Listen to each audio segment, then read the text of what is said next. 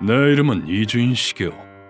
법망을 벗어나 자신의 욕망을 채우기 위해 타인을 욕보이는 짐승을 처리하는 고문 소믈리에다. 이러한 사명을 지닌 탓일까? 어서 오십시오. 거기 앉으시죠.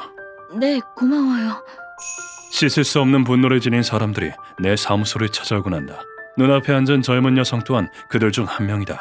제 딸을 고통스럽게 죽인 범인이 끔찍한 최후를 맞게 해주십시오.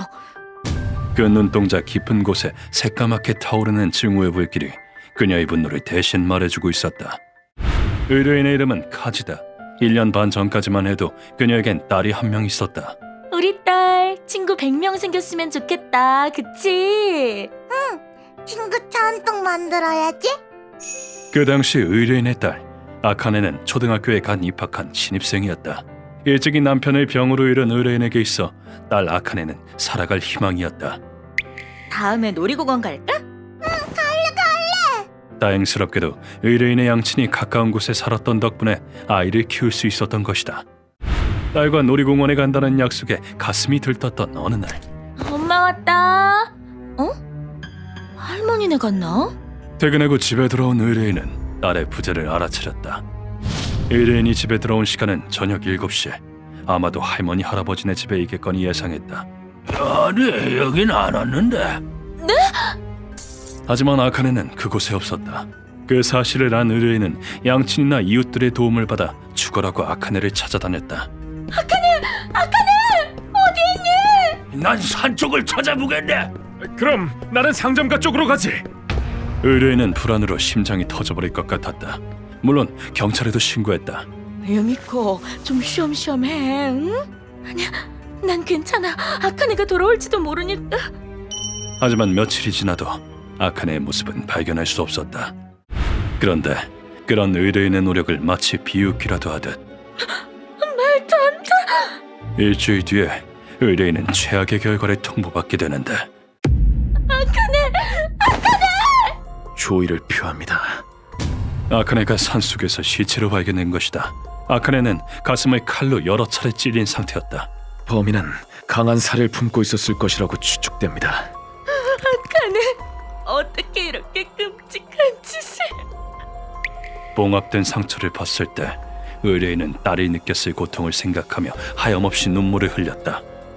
아카네의 장례식을 끝낸 뒤 의뢰인은 거의 얼빠진 것처럼 지냈다. 힘든 건 이해하네만 다시 생각해 볼 수는 없겠나. 죄송하지만 지금은 이래야 할 의미를 못 느끼겠습니다. 딸을 키우는 데 필사적이었던 의뢰인은 삶의 의미를 잃어버리고 말았다. 그런데 시간이 지나도 범인은 체포될 기미가 보이지 않았다. 저 형사님, 범인의 수사는 어떻게 되어가고 있나요? 죄송하지만 열심히 수사 중이라는 말씀밖에는. 범인의 체포 소식만이 의뢰인이 살아가는 이유가 되어버렸다. 벌써 몇 번째 드나드는지 모를 경찰서를 뒤로하고 집으로 가던 중이었다. 안녕, 네가 마나미니? 네 엄마가 널 부르고 있어. 우리 엄마가요? 엄마 뱃속에 아기가 있지 않니? 그래서 오빠가 대신 널 데리러 왔단다. 초등학생에게 말을 거는 수상한 남자가 눈에 들어왔다. 그 순간 뇌리에 딸의 모습이 스쳐 지나갔고 의뢰인은 초등학생을 필사적으로 보호했다. 이보세요, 당신! 지금 애한테 무슨 수작을 부리는 거죠? 진정하세요. 전 진짜 그 아이 엄마한테 부탁받은 거라니까요. 남자가 서툰 변명을 늘어놓았지만 의뢰인은 그 말을 들은 채도 하지 않았다. 염려된 나머지 경찰에 신고까지 했지만 놀랍게도 남자의 말은 사실이었다.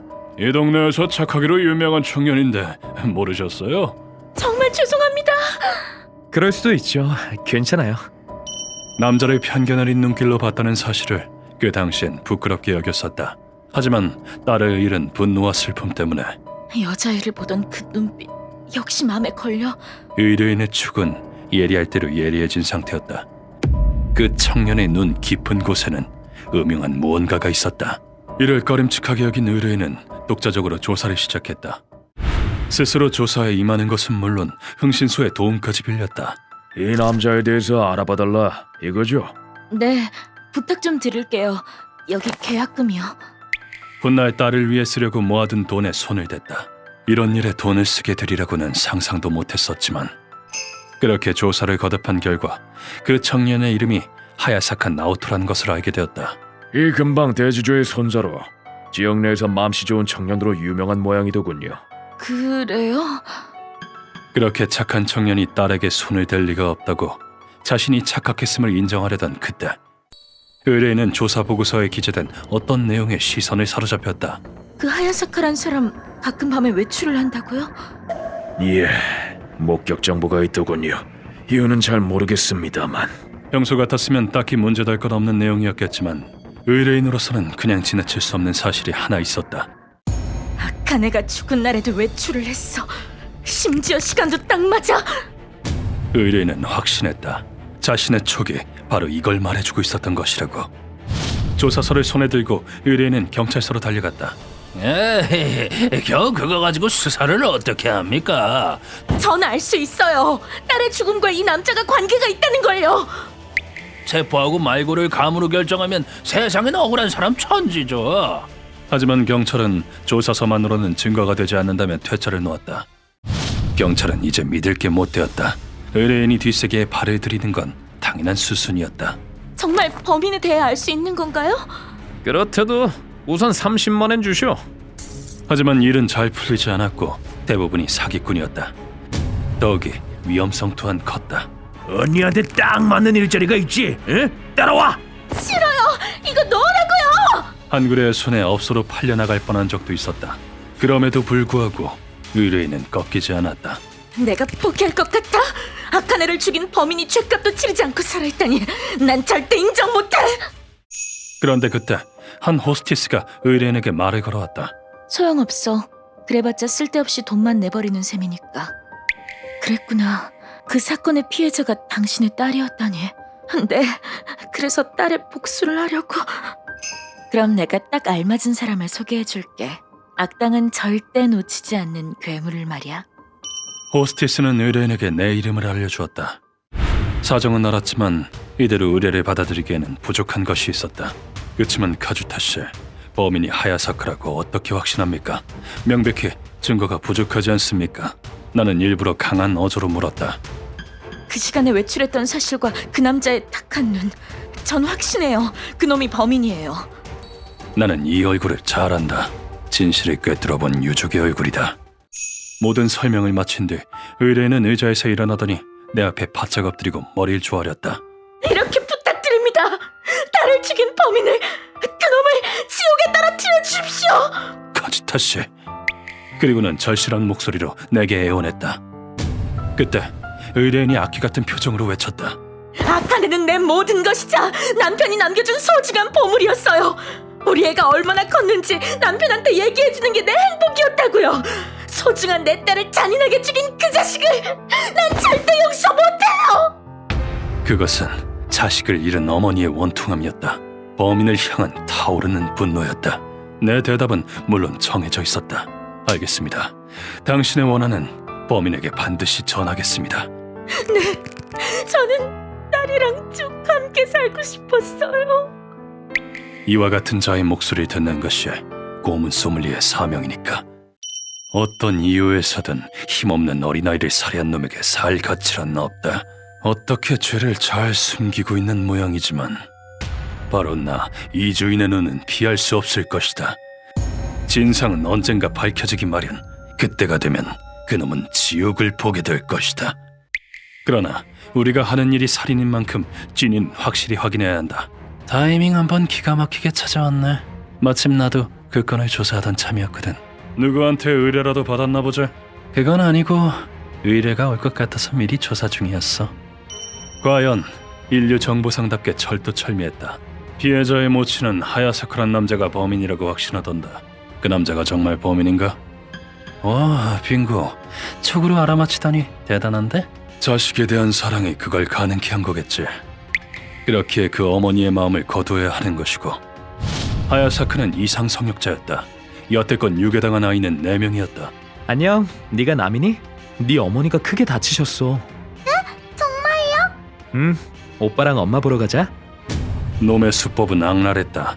아이 엄마가 다쳤다고 거짓말을 해 표적을 동요시켜서 자신을 따라오게끔 했다. 그리고 지주인 부모가 소유한 별장에 아이를 데려간 뒤 본색을 드러냈다. 엄마 어딨어요? 엄마. 엄만 없어. 멍청한 아이구나. 널 도와줄 사람은 아무도 없단다. 아이를 무참히 살해한 뒤 시신을 별장 부진에 매장했다. 하야사카는 아카네도 다른 희생자들과 마찬가지로 시신을 은폐할 생각이었지만 안 돼. 사람이 오고 있어. 재수도 없지. 하필이면 오늘 별장을 쓸 건 뭐란? 아카네가 살해된 날에 누가 급한 용무로 별장을 쓰는 바람에 하야사카는 부득이하게 산속에 시신을 유기했다.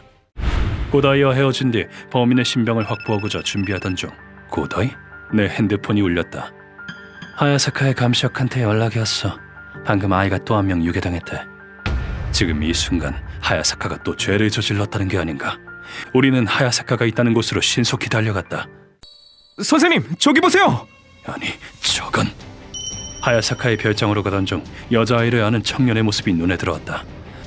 상황으로 보건대 청년이 하야사카로부터 여자아이를 보호한 듯했다. 쿠레바야시 씨. 당신은 루카와 씨! 쿠레바야시라면 예전에 보고서에서 본 적이 있다. 이 청년이 그 말로만 듣던 정의의 사나이인 모양이다. 아이는 무사한가? 필요하다면 구급차를 부르지. 이 오빠가 도와줘서 괜찮아요. 그렇다는데요? 뭐지 이 위압감은? 이 사람 보통 내기가 아니다. 구가코 대체의 호적수라고도 했던 것 같다.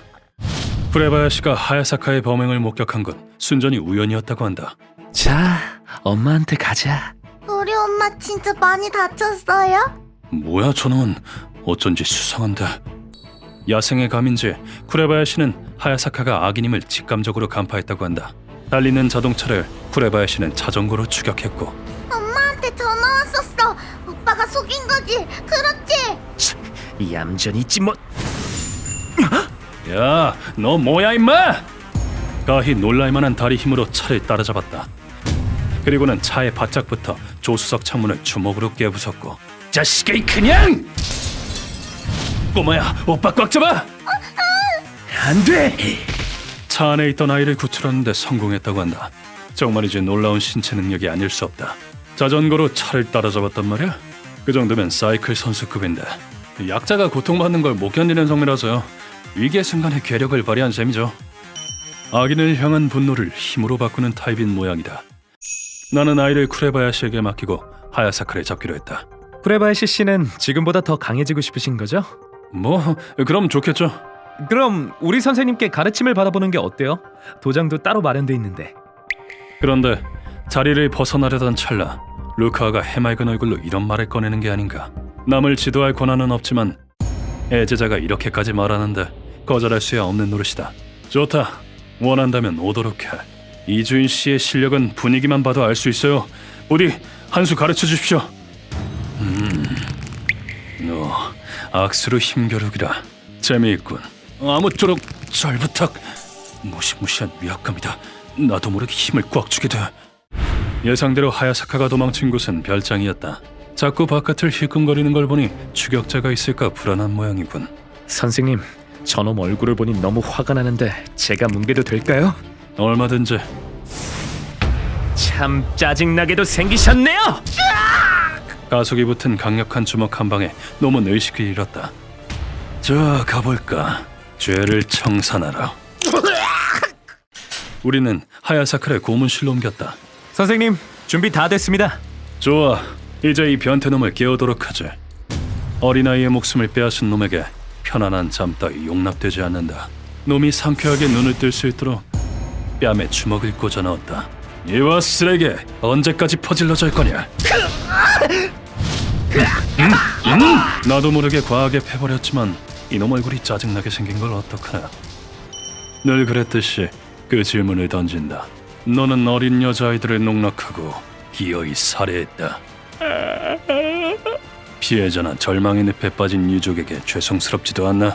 하지만 놈의 입에서 튀어나온 건 지극히 이기적인 헛소리였다. 죄송스럽지 않냐고? 잘도 그러겠다. 난 착한 일을 한 거야. 그 애들이 추하게 커버리기 전에 아름다운 모습으로 보내줬잖아. 오히려 나한테 고마워해야 하는 거 아니야? 이놈에게 아무래도 인간의 마음이 존재치 않는 모양이다. 이런 놈에게 반성을 촉구하는 건 무의미한 짓이다. 함부로 짓거리지 마라. 추잡한 욕망에 사로잡힌 쓰레기 같으니. 루카와 시작한다. 알겠습니다, 선생님. 내 목소리에 루카오가 금속으로 된 봉을 건넸다. 나는 봉을 하야사카의 엉덩이에 있는 힘껏 찔러 넣었다. 몸이 강제로 꿰뚫리는 고통, 너도 한번 느껴봐라.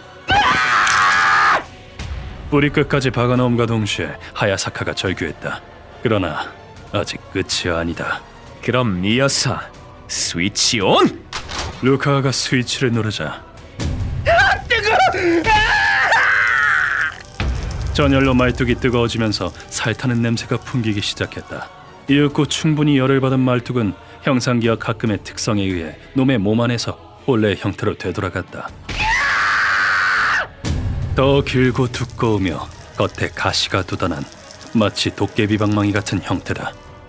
이건 예전에 순물을 이용해 행했던 고문을 내 나름대로 개량한 것이다. 고대 그리스에서는 간음죄를 저지른 죄인에게 이 형벌을 내렸지. 너한텐 아주 딱 맞는 고문이지. 아빠 뜨거워. 고온으로 내장이 익어가고 갈기갈기 찢기는 건 말로 설명할 수 없는 고통일 것이다. 부잣집 도련님께서는 그 고통을 차마 견딜 수 없었던 모양이다. 살려줘. 참수할게. 줄값서 찌를 테니까 제발. 놈은 고작 몇 분 만에 목숨을 구걸하기 시작했다. 이 남자를 용서할 것인가? 답은 이미 정해져 있다. 무슨 소리지? 난 착한 일을 하는 거야. 너 불로불서야? 아닌데요. 그럼 내가 죽여주는 것에 감사하도록 해. 추하게 나이 먹기 전에 젊은 모습으로 갈 수 있잖아. 천천히 온도를 올려주지. 실컷 고통받다가 가라고. 뭐 불로불서라고 대답했다면 정말 죽지 않는지 보여달라고 할 작정이었다만 하야사카는 그로부터 장장 7시간을 고통받다가 끝내 숨이 끊어졌다. 어때 루카와? 뺄 수 있겠나? 안 빠질 것 같은데요? 안으로 완전히 파고 들어갔어요. 이 고문은 뒤처리가 골치로군. 개선점이 필요하다고 나중에 적어둬야겠다. 이리하여 이번 의뢰는 마무리되었다. 별장 지부 내에서 어린아이로 추정되는 시체가 발견되어 이로써 희생된 아이들이나 그 가족들도 이제 앞으로 나아갈 수 있겠지. 비록 결말은 잔혹하나 모든 일에는 끝맺음이 필요한 법. 아무리 슬픈 일이라도 마침표를 찍을 수 있다면 앞으로 나아갈 수 있을 것이다. 여담으로 사건이 있고 며칠 뒤에 쿠레바야시가 내 사무소를 찾아왔다. 이주인 씨, 한 수 배우러 왔습니다. 좋다. 어디 한번 제대로 덤벼보도록. 무한대의 잠재력을 가진 남자 쿠레바야시는 상당히 재밌는 친구였다. 이 이야기는 훗날 소개하도록 하겠다. 휴먼버그 대학교에서는 어둠의 세계를 주제로 여러 가지 이야기를 소개하고 있습니다. 다른 영상도 꼭 한번 보시길.